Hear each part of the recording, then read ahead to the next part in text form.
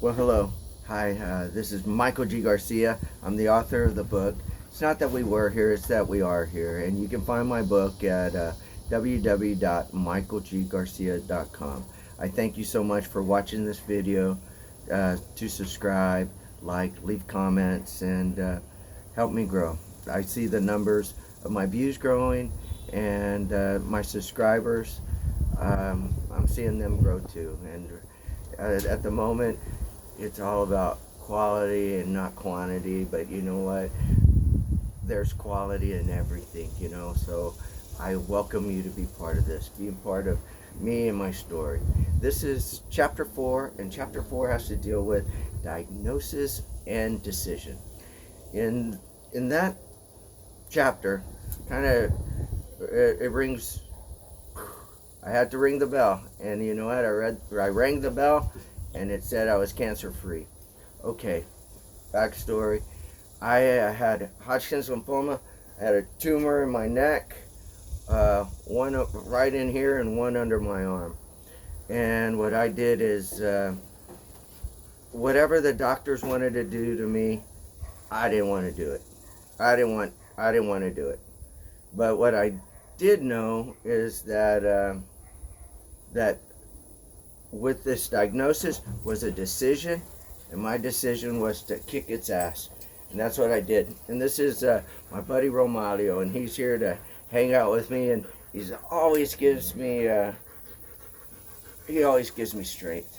And this old boy, he's being diagnosed, and there's always a decision. His diagnosis was, are we gonna let him go? And I said, no way, we're gonna keep this old boy. He's part of us. He's the runt.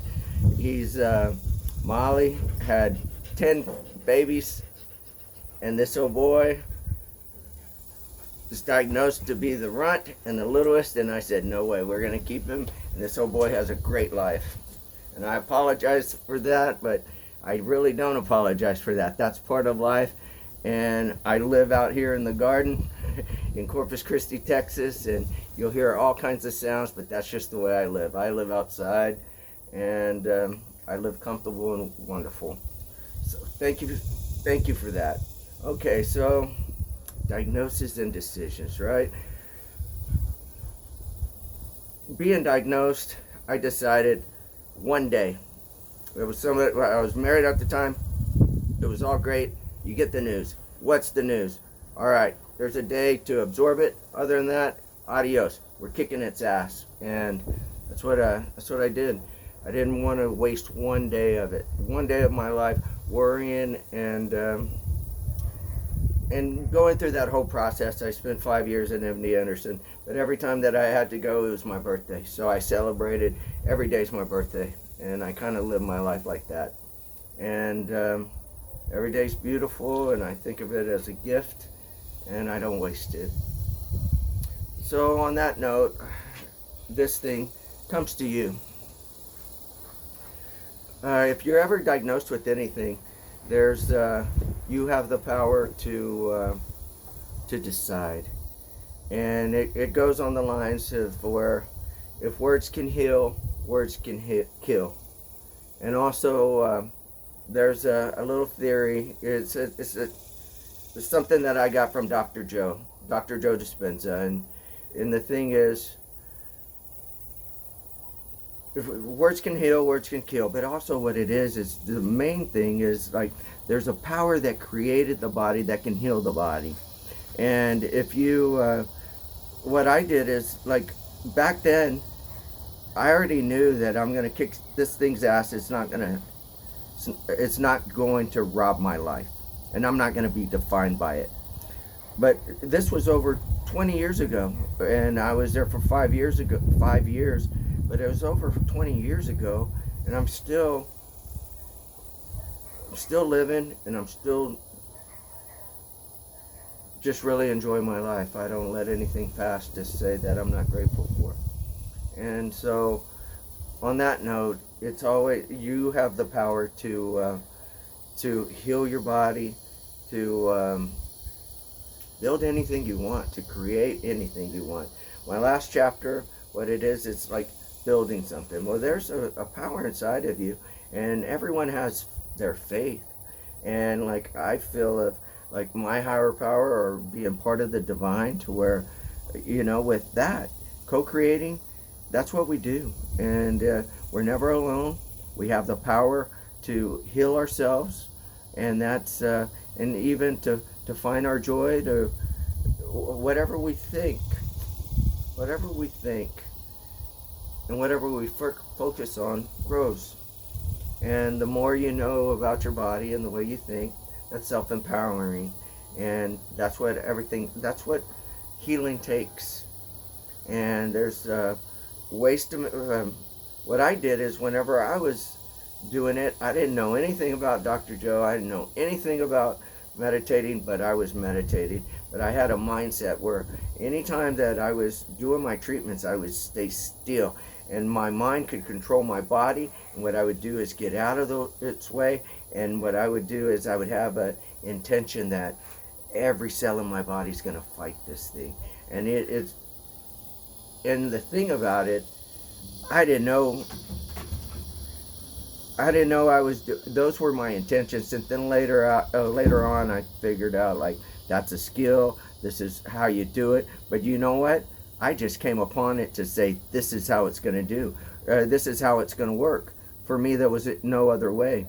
And so I've been grateful that I've been able to put those years behind me. I've learned from all of it. The practitioners that were there, the doctors, when you disagree with the doctor, he's not going to like you. But the practitioners, the nurses, everybody that I went through treatment with, I would go every 3 months for 5 years. I met a lot of great people. And the thing is, whenever I was there, I was always there to be comforting, kind, and inspiring, to say, you got this, you're going to rock it. And that's the mentality everybody needs to have. If you're that's how it is. If you're going to rock the job, you have to know you are. And it goes with the saying, either, it's the saying, if you think you can, you will. If you don't think you can, you won't. And it's the same thing, where it's like, it's the famous saying, if you can think you can do it, you can do it. But if you think you can't, you're right, you can't. So the thing is, you can. That's the whole beauty of it. Like, the light, the power, the strength, the power that created the body, heals the body, it's in all of us. And the thing is, we've just been kind of programmed to say, you need this. And what it is, it's like, healing never comes from the outside. Healing always comes from within. And that's something, you know, that's where it all begins. Everything comes from the inside. External forces, or it does, none of that comes. None of that helps. It could relieve. There are medicines and pains and this and that, but you know what? Your body is a pharmacy of all of that. So in this video, what we're talking about is diagnosis and decisions. And what I hope to use, that you would always know that you have the decision to live your best, live your life. Just, there's nothing that you cannot conquer. And once you agree to it, you're all in. That's what it is. You're all in. And that's it. You're going to get it. It's going to work for you. And the thing is, it's kind of the unknown. But you know what? That's where the miracles happen. Whenever you let go, live in the unknown, and know you're going to rock it. You don't need to know how you're going to do it, when it's going to happen. You just know it's already happened. And now you're the miracle that we all know you are. Okay, so I thank you. Thank you for that little thing with me and Romalio. His name's Romeo. But man, that guy, he's a great part of my life. Him and his mom, Molly, they're wonderful to me. I have a great family. I'm surrounded by love all the time, and I know whatever I decided was the best thing for me. And I'm extremely happy the way I live, and how everything is always the way it's supposed to be. So again, I thank you. Please subscribe, just so that you can hear more of these stories. And what's great is we have a chapter 5. We're midway through the book, and we're just going to keep on pounding these videos, doing the best we can. And on that note, just know that I always think you're the most important part of the story. And remember, with every diagnosis, there's a decision.